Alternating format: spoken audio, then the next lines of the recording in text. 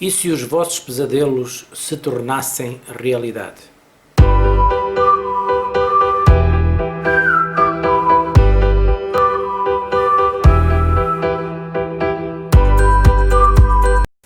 É o que acontece neste romance de Miquel Santiago, A Última Noite em Tremor Beach.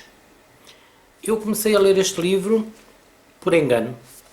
Pensei que era outro livro. O livro que eu pensava que estava a ler é um livro que eu ainda não tenho, mas que quero mandar vir. E, entretanto, tinha este livro que sobrou do projeto de ler autores espanhóis e, como comecei a ler, depois comecei a ver que não era aquilo que eu queria ler, mas, entretanto, comecei a ficar interessado na história e li este livro de 334 páginas em 2 dias. Foi uma boa leitura, um thriller psicológico com uma história interessante e que nos agarra e que não consegui parar de ler.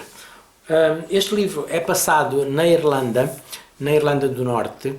Então temos um compositor, Peter Harper, que é irlandês e que se muda depois de um divórcio e depois de uma crise a nível de composição. Ele muda-se para uma casa isolada, a poucos quilómetros de uma aldeia muito pequenina, e nessa casa, junto à costa da Irlanda do Norte, só existe uma outra casa, os seus vizinhos mais próximos, onde vive um casal de reformados, e que fica a cerca de 1,5 km da casa dele. Por isso a casa dele é bastante isolada na costa do norte da Irlanda, que é uma costa que é bastante assolada por tempestades e por mau tempo, porque está virada para o Mar do Norte.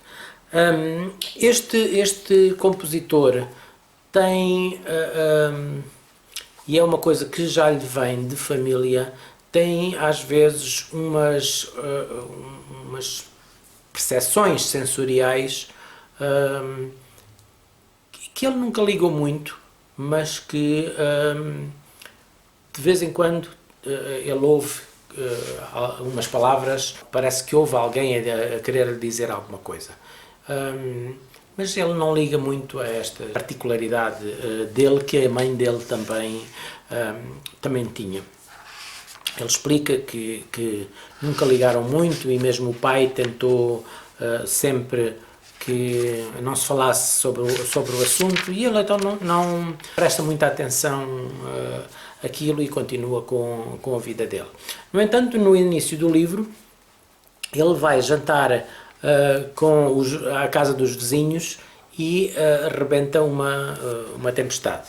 O céu está muito negro e cheio de nuvens e começa uma tempestade. E ele está mesmo quase para não ir, mas depois lá decide ir. Quando vem embora para casa, à noite, ao ir guiando para casa, pelo caminho, ele vê uma árvore caída no chão e a fumegar e pensa que pronto, foi uma árvore que foi atingida por um raio e ele agora não consegue passar, tem que tirar a árvore do caminho.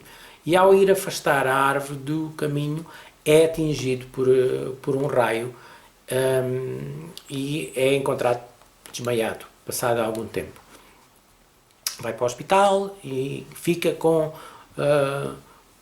faz alguns exames, mas nada é encontrado, fica só meio atordoado e feliz por ter escapado, porque muita gente não escapa quando é atingido por um raio, mas fica só com umas dores de cabeça.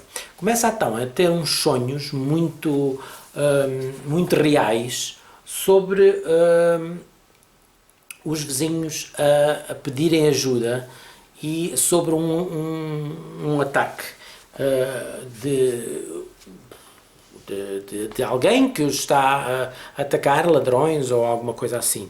E ele fica fica bastante assustado de início com esses sonhos, e fica quase aterrorizado com o que vê, porque os sonhos são muito reais e fazem-no sair da cama, e ele muitas vezes não sabe distinguir o que é sonho e o que é realidade. Mas esses sonhos continuam, começam a tornar-se um bocadinho, a acontecer com bastante frequência. Entretanto, os filhos dele, que vivem com a ex-mulher dele na Holanda, vêm passar as férias de verão, e ele passa uns dias felizes com os filhos e com a sua nova namorada, que encontrou nesta pequena aldeia, mas entretanto continua a ser assolado pelos pesadelos. Ele acaba por contar a algumas pessoas, acaba até por ir com o médico e fazer umas sessões de hipnose, mas ninguém acredita muito no que ele diz. Claro, quem é que tem sonhos premonitórios, ninguém acredita muito nisso, a não ser ele. Mas entretanto, o pior dos pesadelos acontece quando o que ele sonha se torna realidade. E não posso dizer mais nada, leiam este livro, é muito interessante. Quem gosta de thrillers psicológicos, leiam o livro, porque é bastante interessante. A história é muito engraçada, está bem escrita, lê-se num instante, e não se consegue parar de ler. É como dizem as críticas, é um livro que não se consegue parar de ler, porque nós ficamos sempre com interesse de saber mais sobre esta história e saber como é que aquilo se vai tudo a resolver, se vai resolver, e o que é que origina. Há ali umas personagens que também são um bocadinho misteriosas, por isso é um livro que tem mistério, que tem um bocadinho de misticismo. Gostei muito também das partes em que descrevem a Irlanda, por isso aconselho a todos a lerem este livro, que é uma boa leitura. Eu dei 4 estrelas a este livro. Sei que o autor já tem mais alguns livros editados. Digam-me se já leram, se gostaram, se já leram mais alguma coisa deste autor, Miquel Santiago. Se me aconselham algum livro escrito por ele, eu aconselho-vos a leitura deste A Última Noite em Tremor Beach. E cuidado com o que sonham. Até à próxima e até ao próximo vídeo.